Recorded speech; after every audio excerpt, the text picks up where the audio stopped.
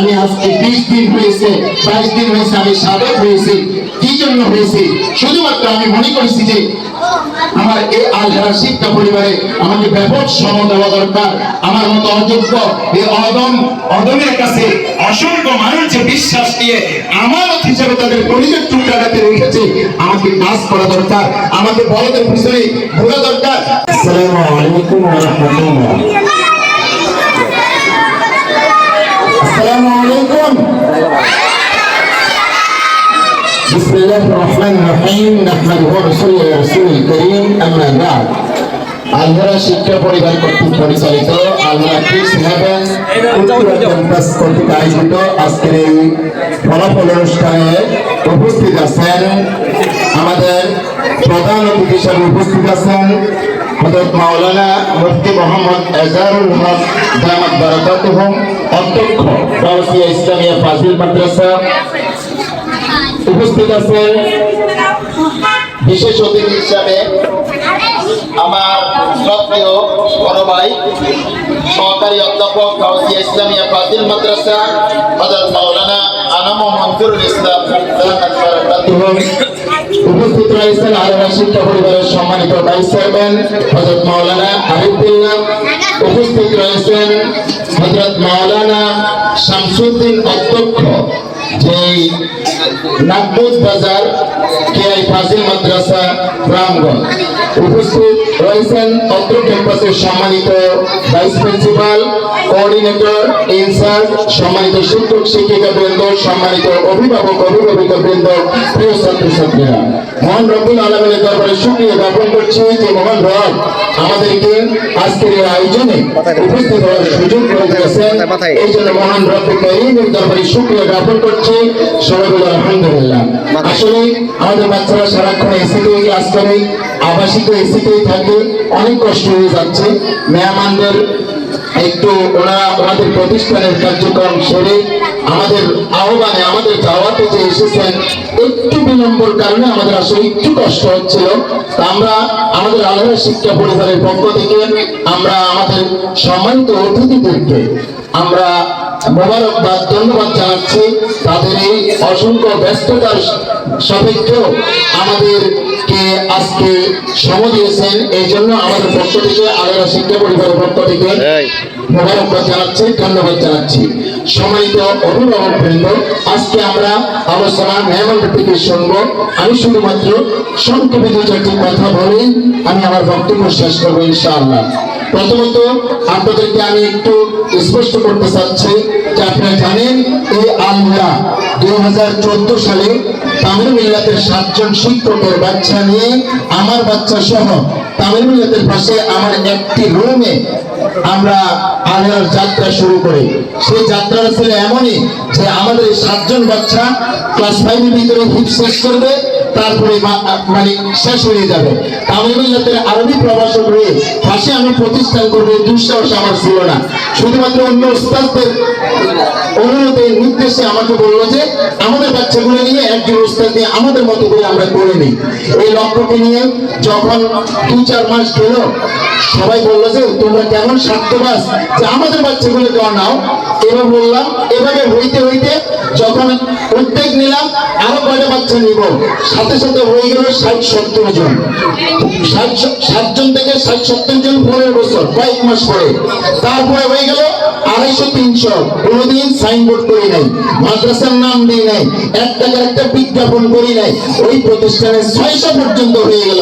যখন করোনাকালীন তামিল মিল্লাত সহ বাংলাদেশের প্রতিষ্ঠানগুলি বন্ধ, তখন আমি চিন্তা করলাম বিএসসি একটু মনে হয় বিকল্প আরো কয়েকটা ব্রাঞ্চ করে, এই করোনার ভিতরে এই 7টা ব্রাঞ্চ করে ফেললাম। আলহামদুলিল্লাহ এখন 3000 এই 7 জন বাচ্চা থেকে আলহারা আজকে 3000 শিক্ষার্থী রয়েছে, 250 শিক্ষক শিক্ষিকা রয়েছে। আল্লাহ রাব্বুল আলামিনের শুকরিয়া আদায় করে শেষ করতে পারবো না।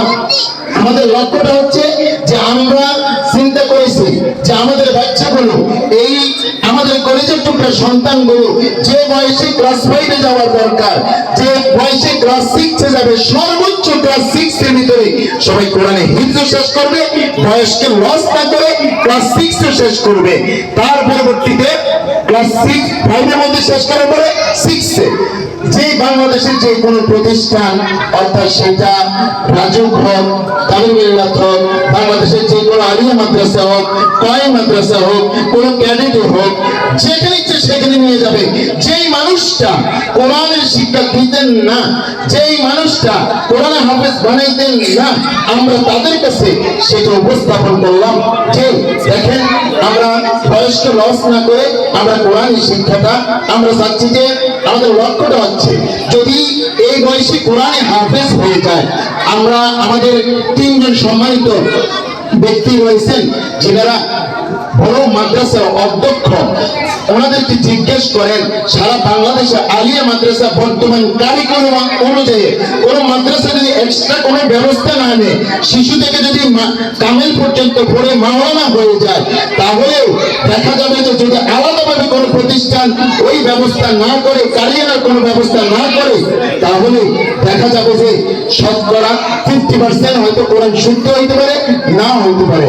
কিন্তু যদি কোনো বাচ্চাকে যদি নুরানি এবং নাজেরা পর্যন্ত পড়াইয়ে এরপরে সারা জীবন যদি আর কোনোদিন মাদ্রাসা না পড়ে, তারপরে বিশুদ্ধ কোরআন তেলাওয়াত করবে, সেই লক্ষ্যটা নিয়ে আমরা কাজ করতেছি।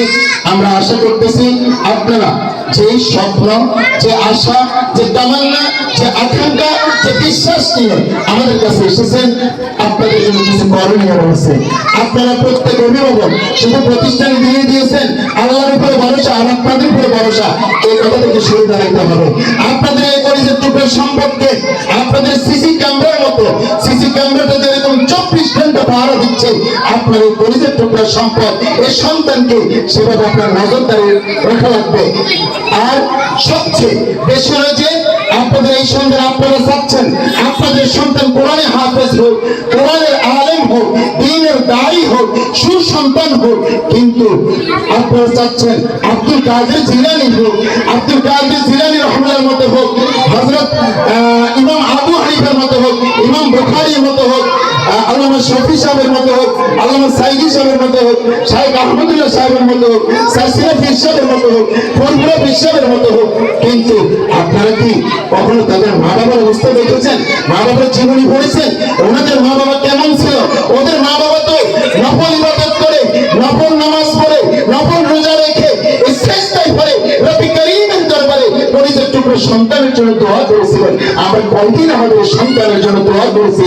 শুধুমাত্র ও আমার সম্মানিত অভিভাবকদের উদ্দেশ্যে বলবো, আপনারা, আপনাদের দোয়া লাগবে, আপনাদের ইখলাস লাগবে, আপনাদের মুত্তাকি তাকওয়াবান খোদাভীতি অর্জন করা লাগবে।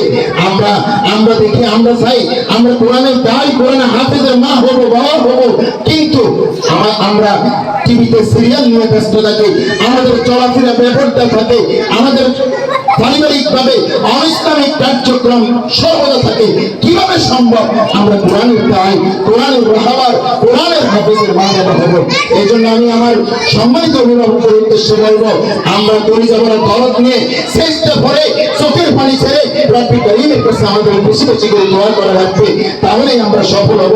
সফলতা সেটাকে বলে না আপনার 10 তলা 10টি বিল্ডিং এর মালিক হলেন, এটার নাম সফলতা নয়। আপনার সন্তান সচিব হয়েছে, এটার নাম সফলতা নয়।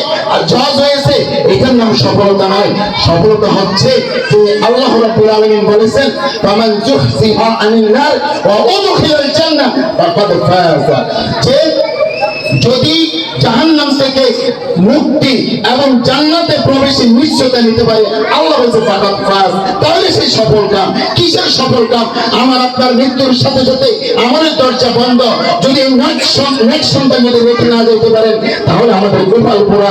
আমি বললাম আমাদের নিঃশ্বাস বন্ধ হবে, আমার কলেজের টুকরো সন্তান, আমার পরিবার, আমার স্ত্রী, আমার আত্মীয় স্বজন আমাকে ভাই বলে, বাবা বলে দেখে আমাকে আমার সেই বেডরুমে নিয়ে যাবে না, সোফার রুমে নিয়ে যাবে না, শুধু বলবে লাশ গ্যারেজে রাখো।